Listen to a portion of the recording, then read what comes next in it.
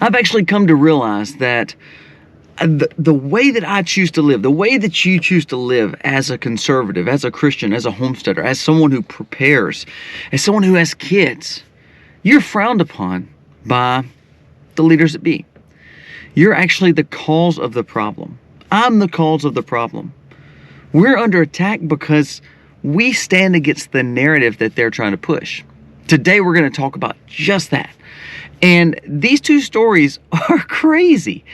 And the thing is, they're targeted at me. They're targeted at you. You'll understand when we get into them. Let's jump into it. Today's video starts right now.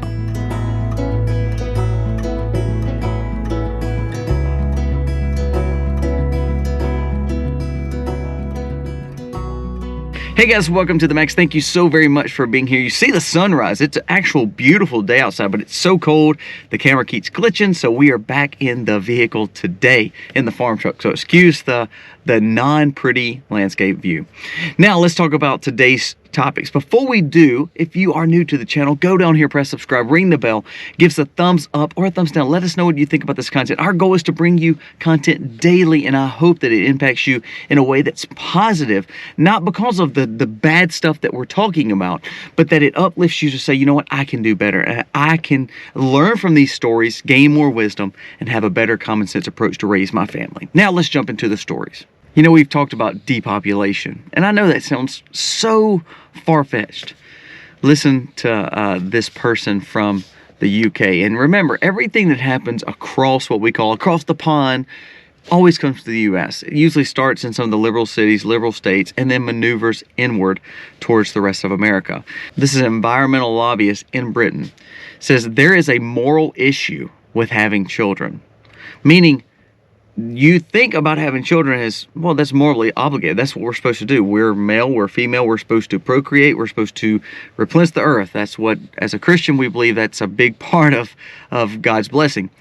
He's saying the absolute opposite. He's saying it's a moral issue, but it's a moral issue to quit having kids and quit having so many, because you're actually causing a major carbon footprint, and we don't need all these extra people on the earth. Environmental lobbyists told viewers of British news channels GB News Tuesday that having children presents a major moral issue because the amount of carbon that they will produce over the course of their lifetime.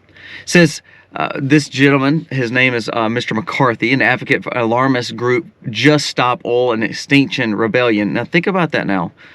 This is the same people that push no oil, the same people that push abortion, the same people that push all the rights for all these groups that are ungodly, wants you to quit having children. Because your impact is affecting his movement. So instead of all living in the world together and him kind of debate us and trying to have a common ground in some issues, he's saying, no, you shouldn't be having kids because you're affecting my world. You're affecting the way that I want my movement to be, which is meaning no oil, no children, and we need to watch out for the climate. It blows my mind these people are so blinded. I'm going to say this, and I may offend some of you. This is why they started the women in the workplace movement back in the early 60s era. We tried to get women out of homes. They don't need to be homesteading, homemaking. They need to get in the workforce. The whole purpose was to destroy the family with moving them to educational camps such as schools that were going to teach them things that were not biblical. Also, people have to work. I understand that. But the more they cause problems where you can't make it on one income, guess what? Your wife has to go to work, can't teach from the home, can't have a family values, nuclear family situation. Oh, well, by the way, the way to fix that is you just quit having kids, because you would help everybody. You would help yourself financially. You would help us in the eco movement to say, we don't want all these kids causing carbon footprints. We don't need extra people. We have too many as it is. This gentleman said, when my dad was born, there were 1.6 billion people on the planet. When I was born, there was 3 billion. Now there is 8 billion, and we're heading towards 11.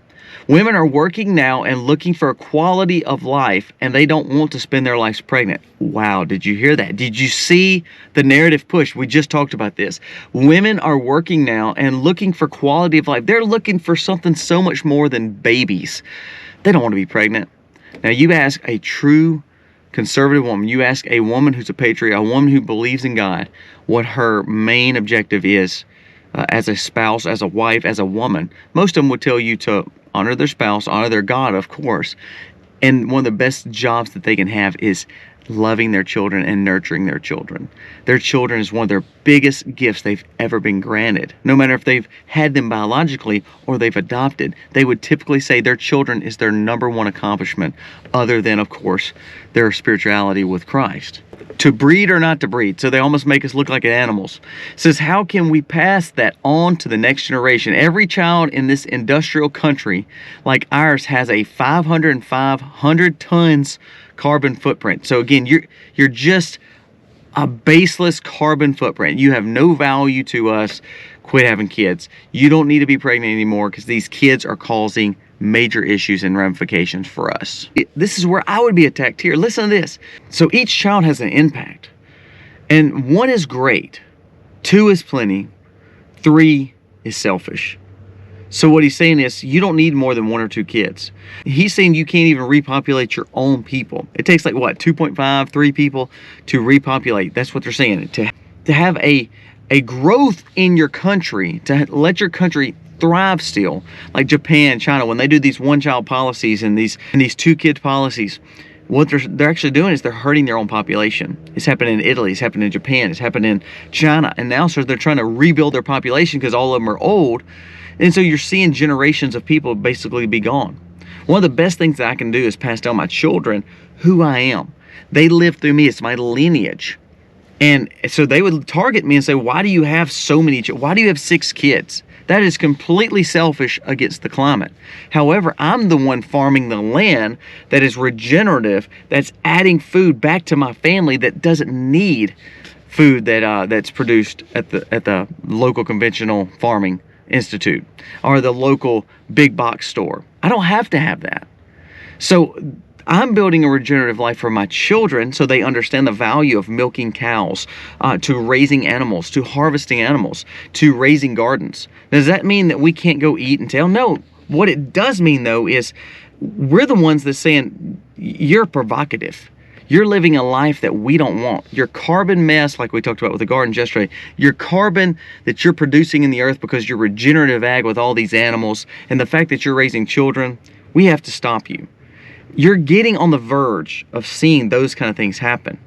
This is very, very close to a control element. If they control, look, like we talked about with China, if they can control your womb, such as abortion, such as the fact of, no, you can't have any more children, or such as the fact of, we're going to add extra tax because, there's not enough food for you. You may have to starve.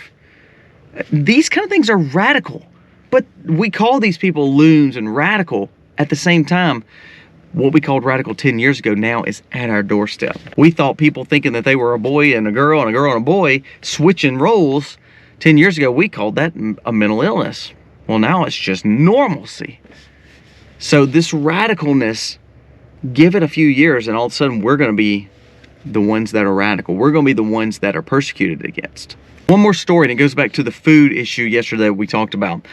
There's an article on Zero Hedge that says it must be stopped. 12 agricultural officials warn U.S. banks of a net zero policy. What we don't realize is these banks, these 6 banks that they sent letters to, they're all tied into the UN of a world, with a carbon neutral or a zero effect on the environment. What that means is they're going to make it harder to grow, cost more money, and basically hold the money up if they don't like the policies that maybe these farmers are doing. Now, do I believe in conventional farms? I told you this yesterday. I believe in agricultural this way. Regenerative ag, at-home homesteading. However, so many people in the city, they depend on farmers. Farmers of big lands and big ag and doing very conventional thought patterns. Now, I want to read a little of this article and then we're going to wrap it up. A dozen Republican state agricultural commissions have penned a letter to 6 U.S. mega banks, which are Citigroup, Goldman Sachs, Bank of America, JP Morgan Chase, Morgan Stanley, and Wells Fargo. Remember, they're all part of the Net Zero Banking Alliance with the UN, meaning they are wanting to commit resources and also take away resources for anyone who is not trying to help the environment, quote unquote, the climate change. This is what the letter states. It says, to make matters worse, these changes that these banks have implemented, and remember, these banks are also your Fed. These banks are the ones tied into the government. These banks are pretty much the ones that help regulate even the smaller banks. These are the ones that stay in power, and these are the ones that are trying to shut down the smaller and the regional banks and buy them all up. So then all your money is dedicated to these banks, and then guess what? Then if they have all your money, you're going to listen to what they say. It says, to make matters worse, these changes will increase food costs, decrease food production at the time of global food demand is already expected to rise, and it's already at a shortage. So because of their policies and narratives, they're going to hurt farmers. Remember, I told you a long time ago, conventional farms do well. They make money, but they make a lot of money, but then it costs tons of money. So at the year end, they come across most of the time, hopefully at a net profit, but they also have the assets of the land. They borrow against their land to provide all these needs. They tend to not have just millions of dollars sitting there ready to buy the crops and the tractors to run the agricultural endeavors that they need to do.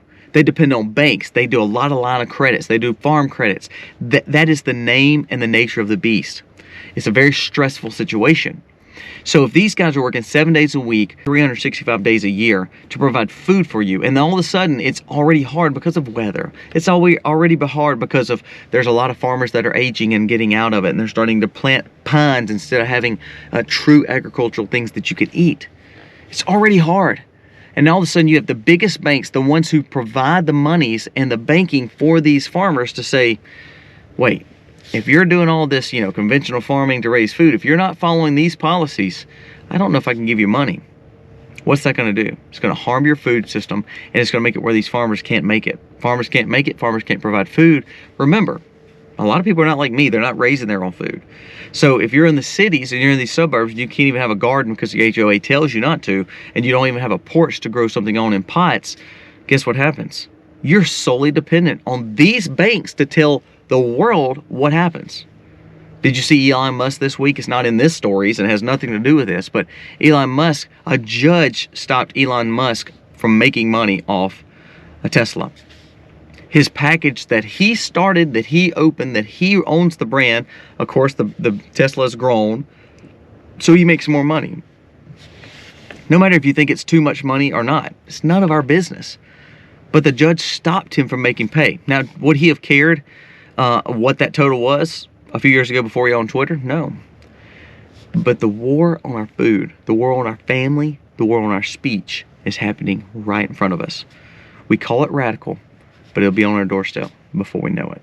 I'm a little perturbed. I'm sorry if I come across ranty today. But this is a war on me. This is a war on my family because I have 6 kids. This guy's saying that's too selfish. That's wrong. Well, what if my kids want big families? Well, if they don't have sustainable living, and they don't have a farm, and they don't have a way to make money, guess what? They're gonna say, well, I have to listen to what they say because I can't make money. I can't have a job. I can't do these things because I don't have a good credit score with the ESG. Do you see how that affects us? Slowly and surely, the frog is boiling in the pot, and we just don't even recognize it. These policies where they set what you can grow, how you get funded, how you have this many kids or not have this many kids, blows my mind. Blows my mind. Let me know your thoughts on this video. We appreciate you watching. Our goal is to always bring you content for 10 or 15 minutes a day that can benefit you. What can benefit you more than my 10 or 15 minutes, which I hope you never take away and I hope you always want to watch, is spending time with God. We hope that you're doing a quiet time, listening to a message, getting a Bible study in each and every day, because I promise you, in the world that we live in, that's the only way to true peace. Guys, thank you so much for watching. God bless. Happy homesteading, y'all.